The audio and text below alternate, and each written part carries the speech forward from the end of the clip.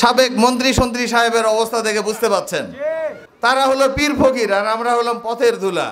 তো সেই পীর ফকিররা এখন কোথায় যে জিকিরে বসে আছে আল্লাহ জানে। আজকে তার জন্য এই নওগাঁ এক আসন সারা দেশের লোকেরা ছিছি করে, দুর্নাম করে। এই দুর্নামের ভাগীদার হওয়ার অধিকার আমাদের নাই। আজকের এই দিন আসার জন্য আমাদের যে সংগ্রাম, আমাদের যে সুদীর্ঘ 17 বছরের সংগ্রাম, সেই সংগ্রামকে সফলতা দিছে আমাদের ছাত্র বন্ধু ভাইগণ। একটা গাছের গোড়া যতই আপনি শক্তিশালী হন, যতই ছাত্র বন্ধু এবং আমাদের জনতা বন্ধু ভাইরা জোরে ধাক্কা দেখ, এটার গোড়াটা বিএনপি। আমাদের মহাসচিব সাহেব সবসময় বলে আমরা কাটছিলাম, কিন্তু ফাইনাল ধাক্কাটা দিতে পারছিলাম না। তা আল্লাহর রহমত যখন আসে তখন গোটা গাছও অনেক সময় উপড়ে পড়ে যায়। তা আমাদের সেই কাটা গোড়ার অংশে আমাদের ছাত্র ভাইয়েরা 17 দিনের ধাক্কা দিয়ে আমাদেরকে পূর্ণতা দিয়েছে। সবাই আলহামদুলিল্লাহ বলেন। তা আমাদের এই দুঃখের দিন যেমন শেষ হয়েছে, ঠিক সেরকমই আমাদের আগের বক্তাদের বক্তব্য শুনলেন। নতুন করে আর আওয়ামী লীগের দুর্নাম করার কিছু নাই। আওয়ামী লীগ নামটাই বাংলাদেশ থেকে আগামী 2-4-10 বছরে মুছে যাবে ইনশাআল্লাহ। আমাদের দরকার নাই যে চিল্লা বলার যে কে অপরাধী আর কে সীমা লঙ্ঘনকারী। কোরআন শরীফের সূরা বাকারার 90 নম্বর আয়াতে পরিষ্কার বলা আছে, ইন্নাল্লাহা লা ইউহিব্বুল মুতাদিন, আল্লাহ সীমা লঙ্ঘনকারীদের পছন্দ করে না। তো সীমা লঙ্ঘনকারী এই আওয়ামী লীগ, সীমা লঙ্ঘনকারী আওয়ামী লীগের নেতারা, সীমা লঙ্ঘনকারী আওয়ামী লীগের চামচারা এবং কিছু সীমা লঙ্ঘনকারী আওয়ামী লীগের দালালেরা, যারা আমাদের মধ্যেও ঘাপটি মারে বসে থাকে, আমাদের বিচ্ছিন্নতা তৈরির চেষ্টা করে।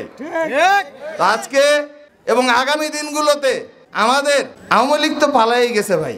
কতটা দুঃসময় হলে, কতটা খারাপ সময় হলে একটা গৃহস্থ বাড়ির পিতা, 10-11 সন্তান, তাদের আত্মীয় স্বজন সবাই একসাথে ঘর ছাড়া হয়।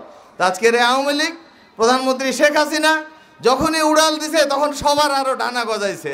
আপনি আপনার বাড়ির আশেপাশে খুঁজে দেখেন, এতদিন যারা আপনাকে নিজেরা যায় খুঁজতো, অত্যাচার করতো, যারা আপনাদের জন্য পুলিশ পাঠাতো, যারা অন্যায়কারী, তারা আজকে কোথায় আছে? তা আমরা কখনোই, এই বাংলাদেশ একটা ইসলামিক দেশ, এই বাংলাদেশ একটা গণতন্ত্রের দেশ, এই দেশে কখনোই জালিমরা দীর্ঘস্থায়ী হতে পারবে না।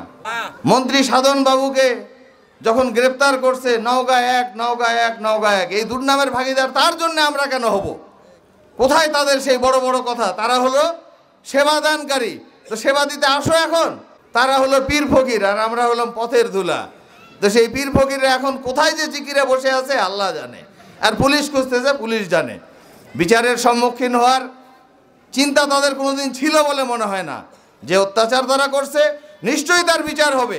এবং আমাদের এই তত্ত্বাবধায়ক সরকার, আমাদের এই কেয়ারটেকার গভর্নমেন্ট, এদের প্রধান শপথের একটা হলো আওয়ামী লীগের বিচার করা। 1482 জন, আরও বোধহয় কিছু যোগ হয়েছে, এটা কয়েকদিন আগের খবর। এই শহীদের বিনিময়ে যে বাংলাদেশের 5ই আগস্টের 36 জুলাইয়ের যে নতুন স্বাধীনতা, এই স্বাধীনতাকে আমাদের রক্ষা করতে হবে। আমাদের নেতা জনাব তারেক রহমান, তার বক্তব্যগুলো আমাদের ফলো করতে হবে।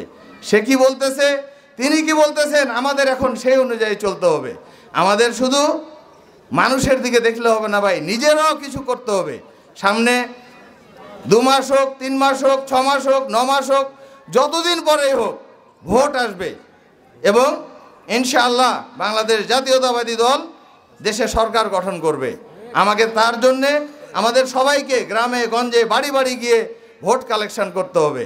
এটা নওগাঁ এক আসন, এটা বিএনপির ঘাঁটি এবং এই ঘাঁটি প্রথম যিনি শুরু করছে এবং শেষ পর্যন্ত ধরে রাখছে আমাদের ডাক্তার সালেক চৌধুরী। কোনো দ্বিমত আছে?